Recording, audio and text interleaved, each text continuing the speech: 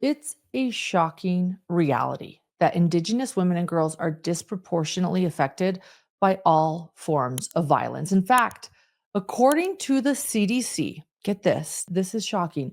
Murder is the third leading cause of death for Indigenous women, which reveals a staggering level of vulnerability within these communities.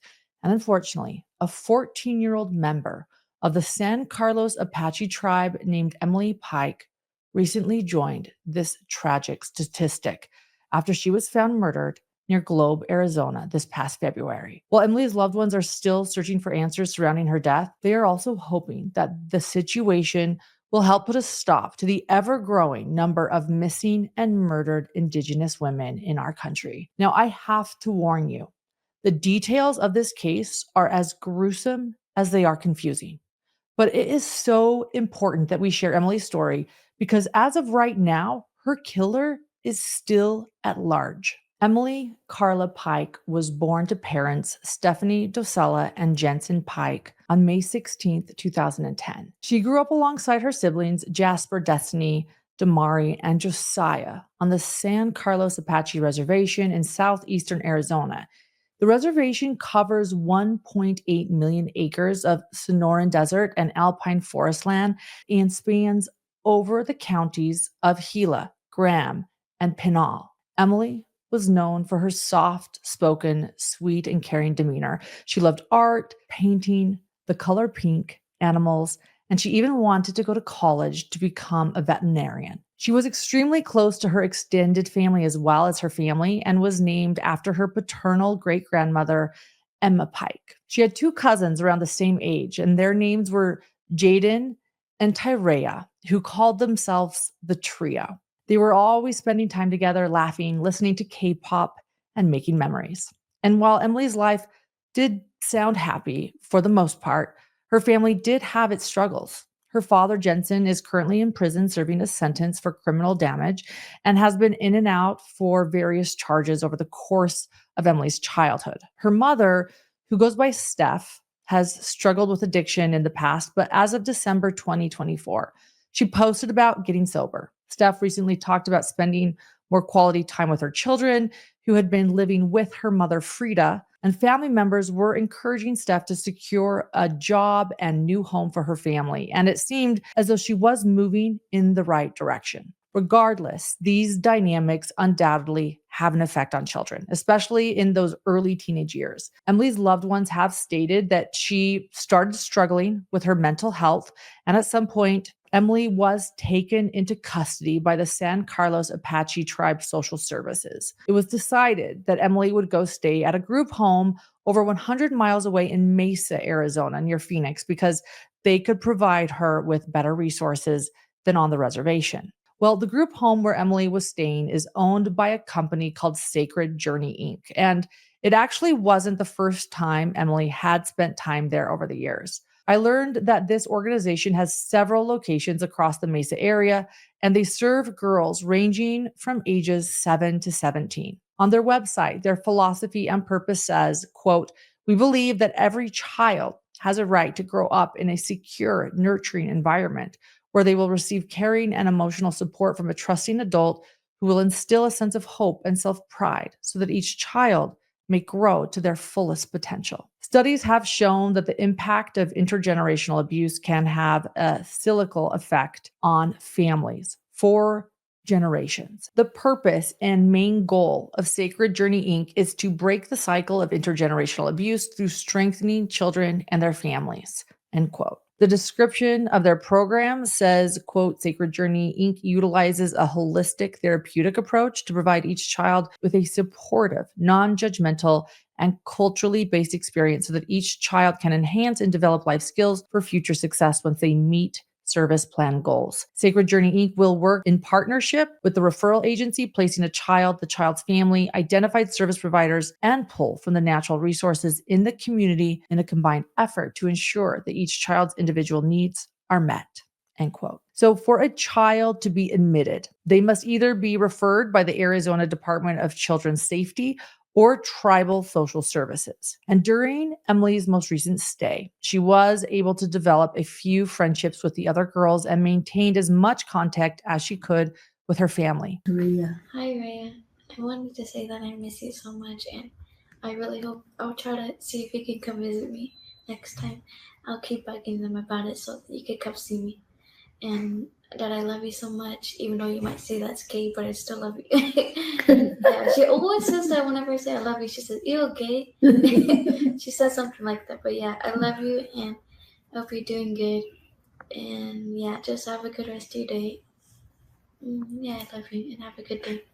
She decorated her room with lights and plushies, and every Friday would sit and do nails with fellow residents. I was able to speak actually to a few girls who stayed at Sacred Journey, and one stated that they are only able to have cell phones if it's approved by their caseworker. Most do not. They can use a computer with permission, and we do know through photos of Emily's time there that Emily's family did visit her a few times as well during her stay. She spoke to her cousins to let them know that she would be coming home soon, and they made plans to go on a shopping trip when the trio, her two cousins, reunited.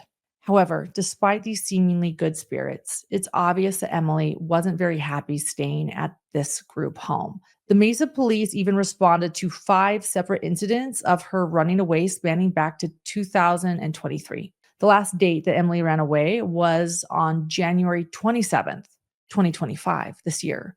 Only this time, she wouldn't be returned. According to a friend staying at the group home earlier that day, Emily asked the staff if she could use the computer to talk to her mother.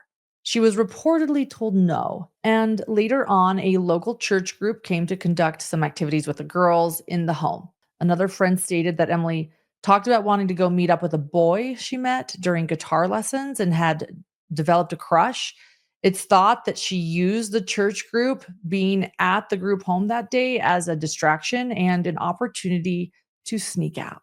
What it looked like was that the church was there and that served as a distraction of when Emily left. She left because she wanted to go out and see the boy that she liked, and she wanted to talk to him. She either used the back door, she used the window, and she left as everyone was distracted. My time being there, I've seen many kids run away from this group home. She apparently slipped out one of her bedroom windows and was last seen on surveillance footage wearing a pink and gray shirt. She was walking by the intersection of McKellips Road and Mesa Drive near the group home. At around 7:35 p.m. that night, staff realized that Emily was gone and they called the Mesa Police Department to report that she had run away. When they weren't able to locate Emily, the Mesa Police Department reported Emily as missing to the National Crime Information Center that same night. And since the situation did not meet the criteria for an Amber Alert, flyers were instead made and distributed online and in the Mesa area, listing Emily as a runaway juvenile. In a comment, police stated that it would have been up to the group home to contact Emily's case manager, who then would have contacted her family and Emily's tribe. However, that unfortunately is not what happened. And Emily's mother, Steph, wasn't even told that her daughter was missing until almost a week later. It's really heartbreaking to see the situation unfold through Steph's Facebook post, starting from the first day that she learned Emily was gone. On February 1st, 2025, she posted on Facebook, quote, "Oh God, please watch over my baby girl, Emily. Please let her be safe. Please let someone find her. God, please, I beg you. Watch over her. Please help find her. Thank you." The next day, Steph wrote, quote, "Emily, I hope and pray you're okay and that someone finds you safe and sound. Please, anyone pray for my daughter for a safe return," end quote. And then in another post, she wrote, "If you live in Mesa or Phoenix, could you please help and look out for my daughter, Emily Pike, for a safe return? Oh God, help me find her. Please let her be safe and warm. Guide her way back. Let someone find her. Don't let anyone hurt her. Oh God, my heart hurts. Please, if you could help and keep her in all of your prayers," end quote. And then on February 17th, Steph wrote again, quote, "I hope and pray so hard. All I want right now is my daughter, Emily. Nothing else matters. I just want my baby back. God, please, I beg you, guide her back to me."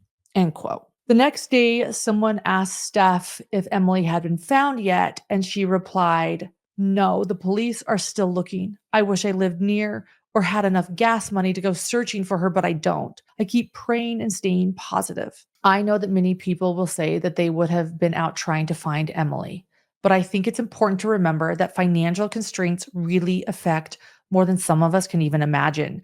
Regardless of any judgment, not having a vehicle or having the money for gas to travel over 100 miles away is something that millions of people deal with. It is absolutely heartbreaking that she wasn't able to just drop everything and immediately drive like some people may have the resources to do. Emily's mother did not. And even more tragically, what Steph didn't know was that during the time of these posts that she was making, police had already made a horrifying discovery. It hasn't been said if there was a specific organized search for Emily because she was considered a runaway. However, at the same time, there was another girl missing and apparently a search going on for her, this other girl. And it was on February 14th, 2025, that remains were located in Gila County off US 60. The woody area was near mile marker 277 on Forest Service Road 355 and just northeast of the city of Globe. Given the state of the remains, which we will discuss in just a moment, they had not yet been identified on February 14th. And so when Steph was writing her social media posts, these remains were still a mystery to law enforcement. However, over 2 weeks later, on February 27th, an internal sheriff's memo began circulating online that the remains belonged to a young Native American female. The father of the other missing girl was sent the memo, but it was confirmed that it was not his daughter.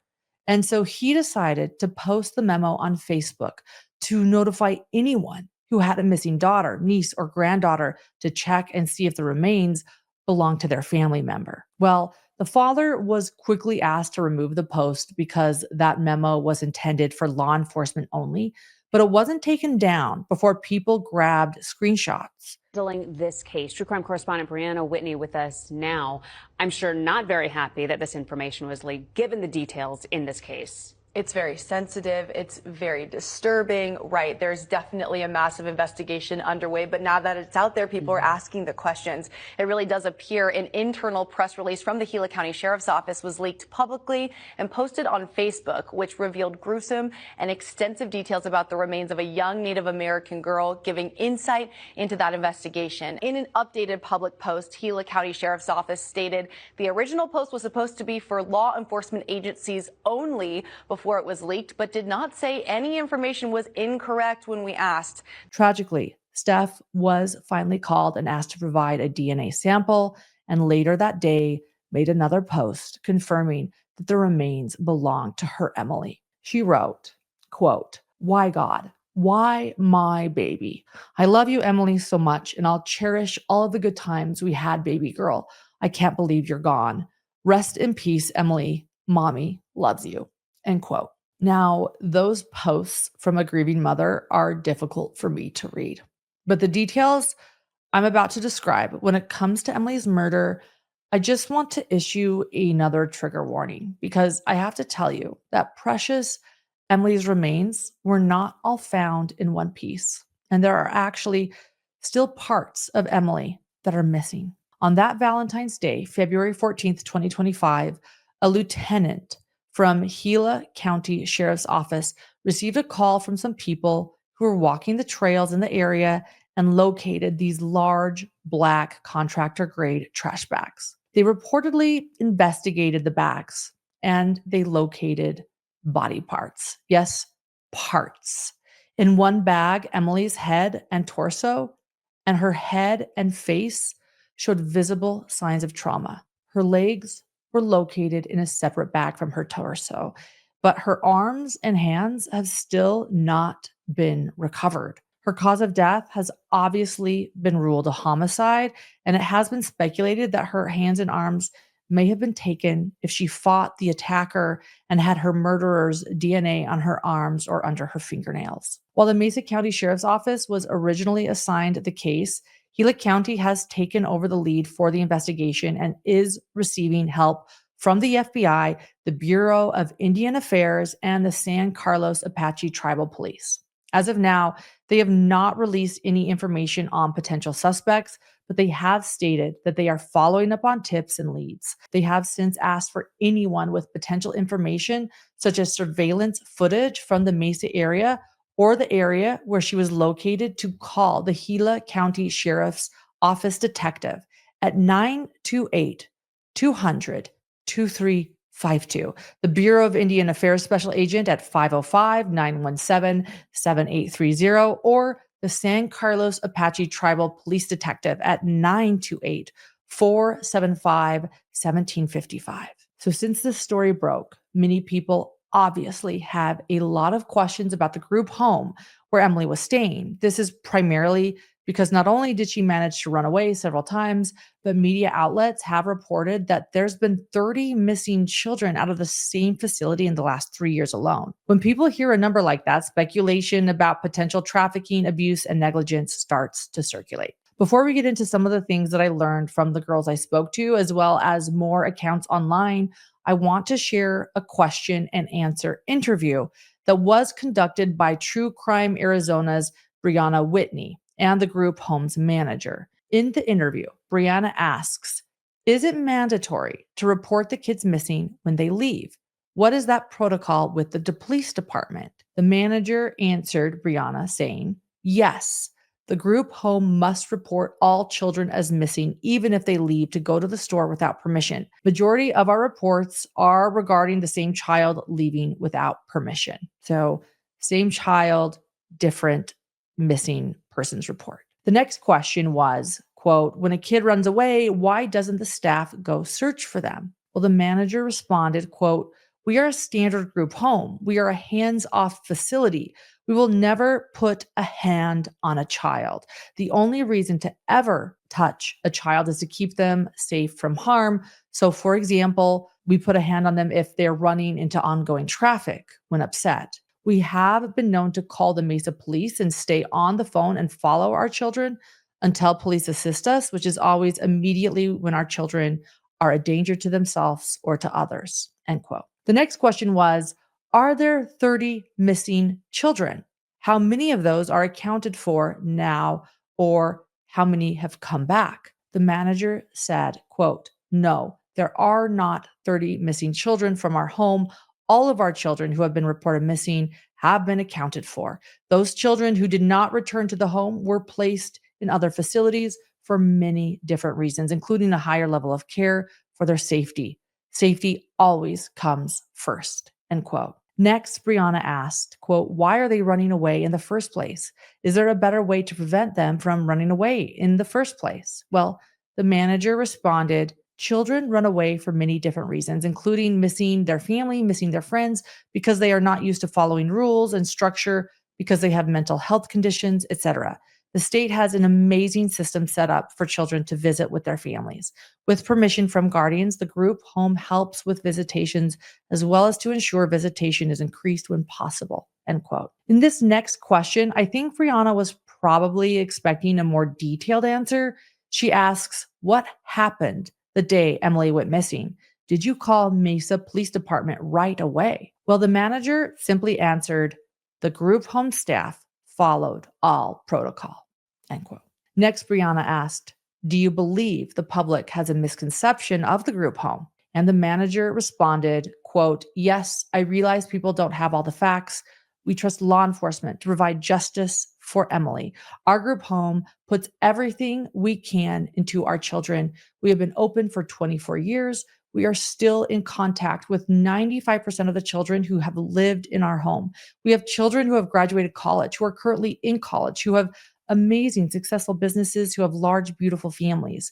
We parent our children and sometimes their families. We are all about reunification of children and families.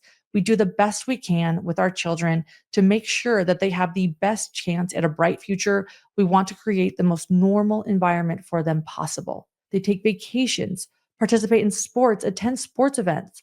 We treat our children as if we have birthed them ourselves. All of our children receive mentors. Right now, we are hurting. Right now, we are devastated. Lastly, Brianna asked, how long has this group home been open? And do you have all Native kids from the reservations? The manager replied, quote, the group home has been open for 24 years. The owner of the group home has been working in the field of children and families for 35 years.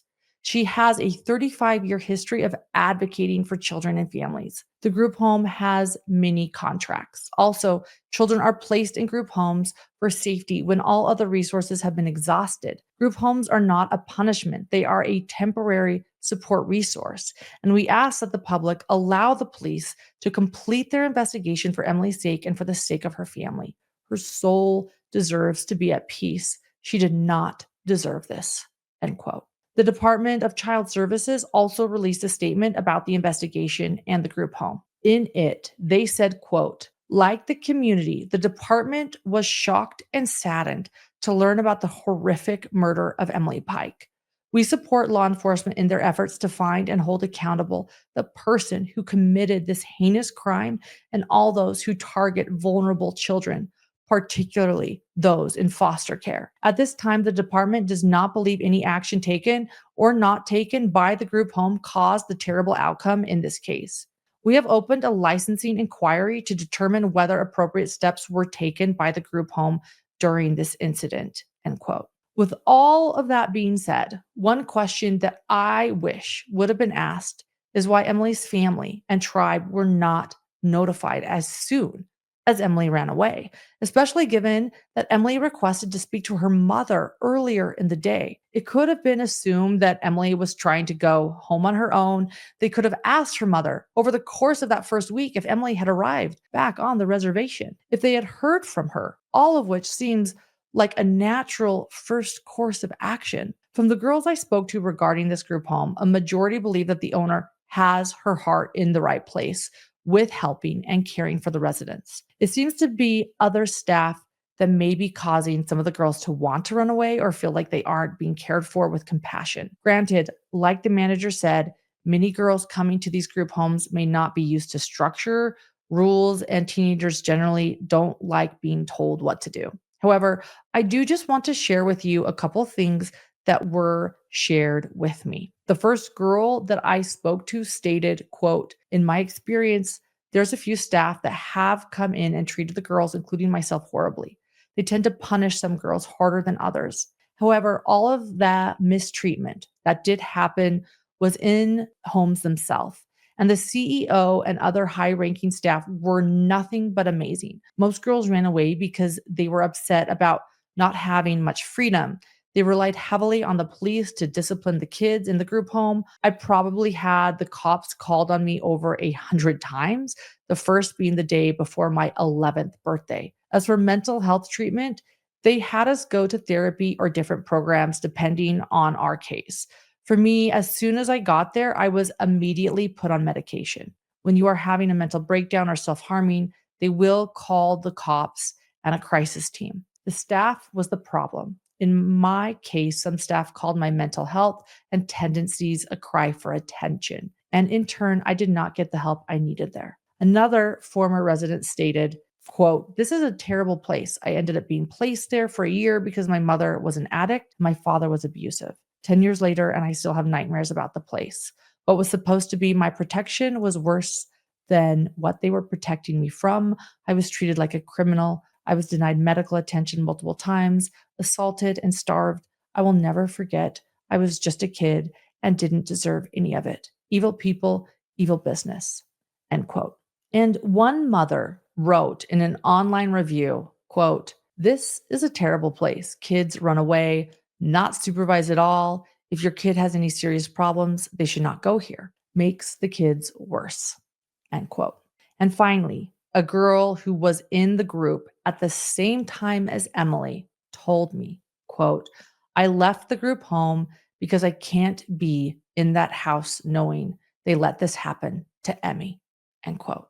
Now, again, I am not sharing these things to say that it's the group home's fault at all, or judge the owners or anything like that. However, I do feel like this is helpful to know what headspace Emily may have been in when she decided to leave and what was done or not done to keep her and the other girls safe. The fact that the girls mentioned to me that Emily was asking to use the computer to contact her mom and that most of them are not granted access to cell phones. To me, this is an important detail. Her friend stated that she just really wanted to go home. And if she wasn't able to contact anyone via phone, well, maybe people believe that it's possible she may have tried to hitchhike. Someone may have seen her walking and offered to take her home, but then obviously had other plans. I feel like she just ran away and she was trying to hitchhike back to her reservation to see her parents, and she just got picked up by the wrong person.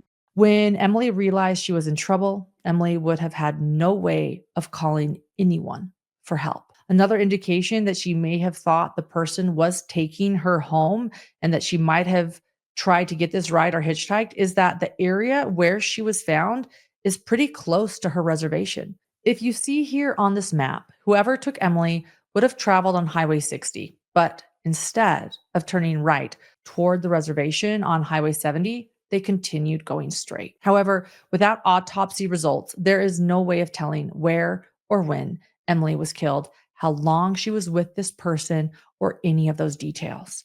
A former FBI agent named Jim Eagleston commented on the case and stated that the FBI is probably going to begin looking into cell tower data. They could try to match up any phone numbers that were in Mesa around the time Emily disappeared and the area where she was found to locate suspects for questioning. They also have the black contractor garbage bags, which may contain other forms of DNA. We can assume that the boy her friend mentioned has already been cleared, and Eggleston believes that the killer was likely someone older and someone who may have had experience. A frightening thing to consider, the killer having other experience, since he is allegedly still out there.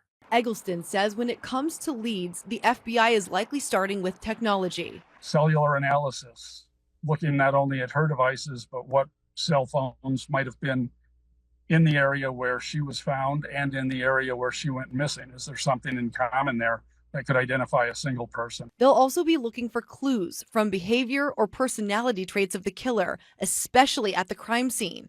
Did the killer leave behind a signature or something that would have meant something to them? Is there a reason they took Emily's hands and arms? She may have fought back. She may have scratched the person or people who attacked her, and therefore their DNA might be under her fingernails, and they were possibly aware of that and trying to prevent that from being discovered. A sexual sadist would commit those types of crimes either because of the pleasure they derive from it, or again, to try to cover up what they've done. Emily's death has definitely put a very needed spotlight on the crisis of violence toward the Indigenous population, and also how teenage runaways are not necessarily seen as top priority for law enforcement or public concern until something terrible happens, like what happened to Emily. Thousands of people from various tribal nations and surrounding community members have come together to support Emily's family, pay their respects, and demand that her killer be brought to justice. Her story has also sparked a renewed push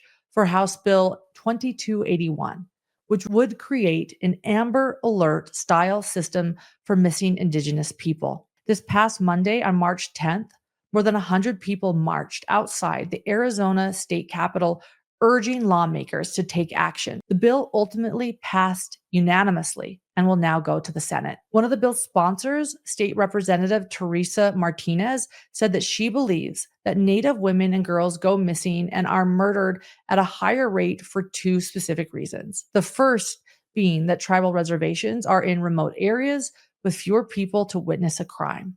The second is because, in her opinion, there is a disconnect between tribal law enforcement and state and federal law enforcement agencies.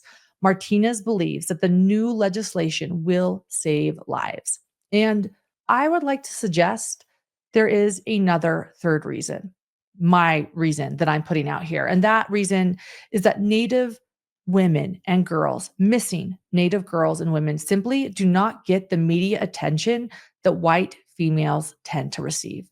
And less publicity often means fewer resources. Emily's family members are proponents of the bill as well, though, I want to say. Her uncle, Allred Pike Jr., who is a former Apache tribal councilman, stated, quote, "In the long run, this will help a lot in all of Indian country. 22 tribes just in Arizona. Maybe we would have been able to locate Emily a whole lot sooner before this happened if we had such a system.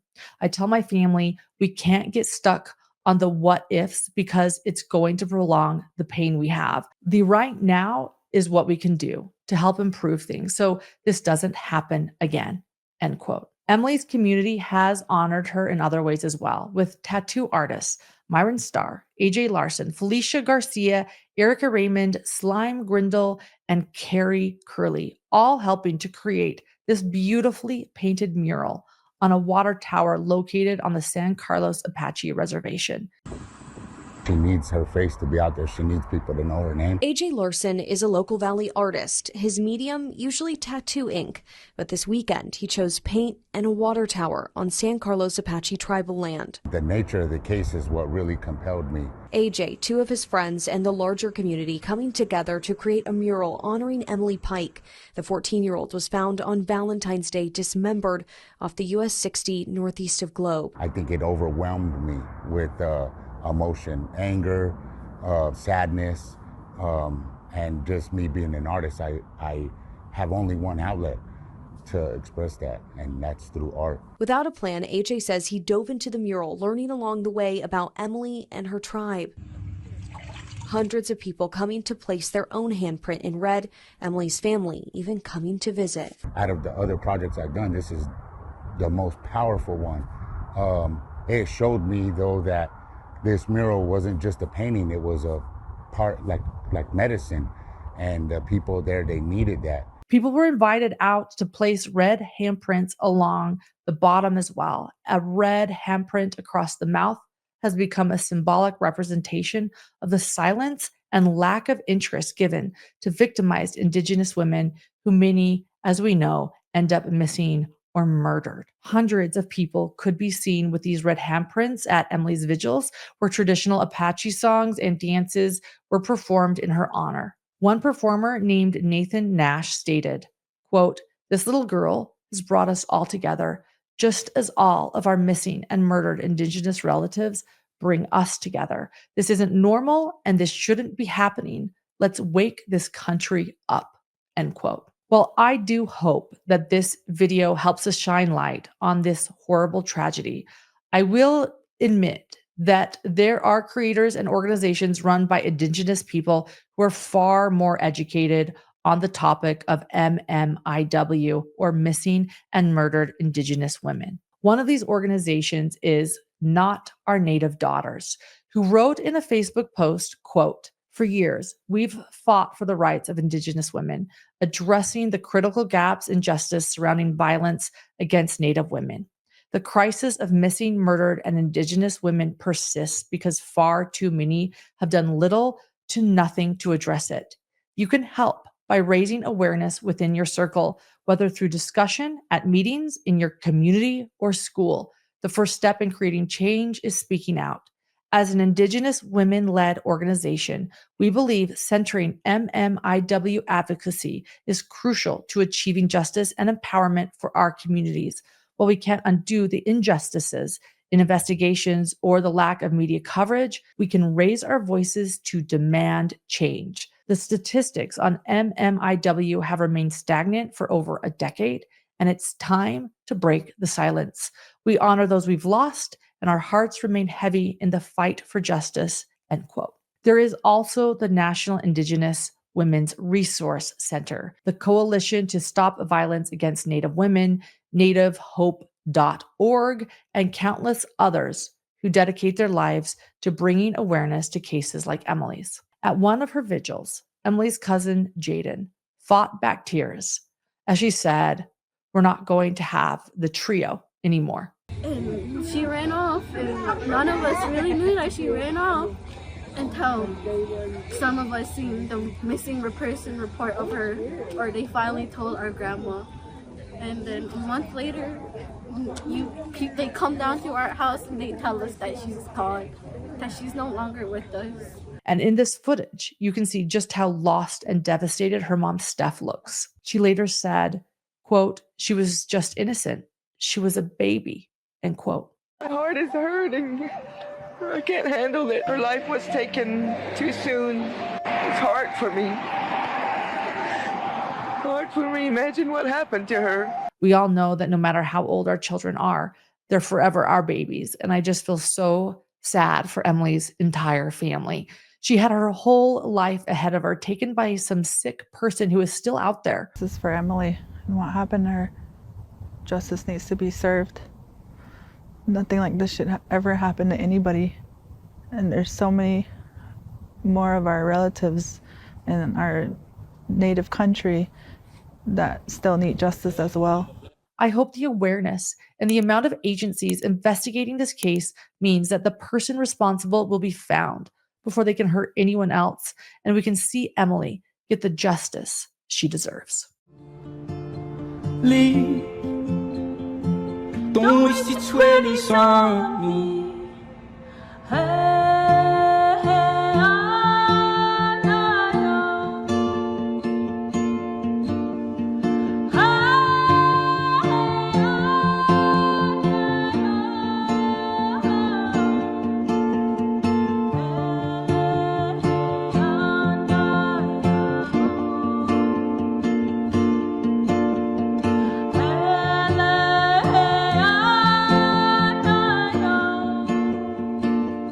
See, you gotta go.